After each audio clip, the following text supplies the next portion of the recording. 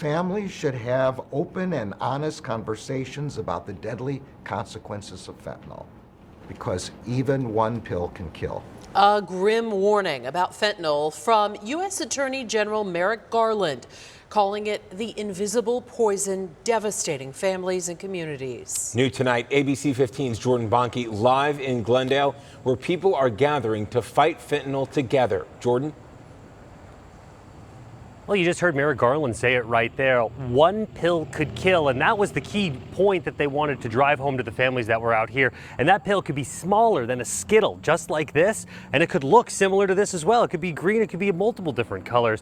The resources that were given tonight included Narcan. This is for if anybody has any sort of overdose, and it's a nasal spray. Heard of a story from a father who shared with us that he hopes that by sharing the story to the families that were here in Glendale, that those families will never have to use an overdose drug like this.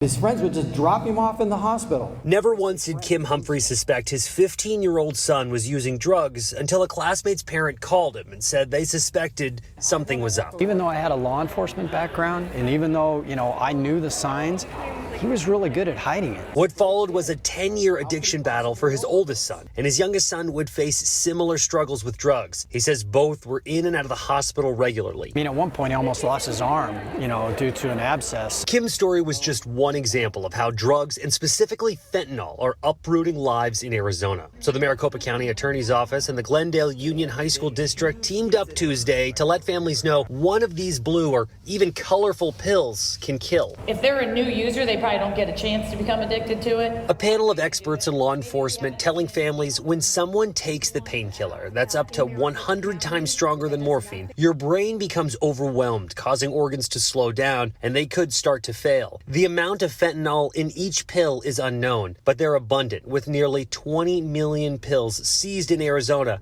as of earlier this month. And fentanyl cases just in Phoenix skyrocketing since 2017. Police on the panel say dealers are prominent on social media using emojis on what's offered. Like a bar of chocolate is another emoji, and that's like getting a bar of Xanax. Kim says he continued to seek help for his sons until they beat their years of addiction. His oldest now helps others recover from their own battles as a clinical outreach specialist. And Kim is the executive director of Parents of Addicted Loved Ones. I'm thankful every day and grateful that my son survived.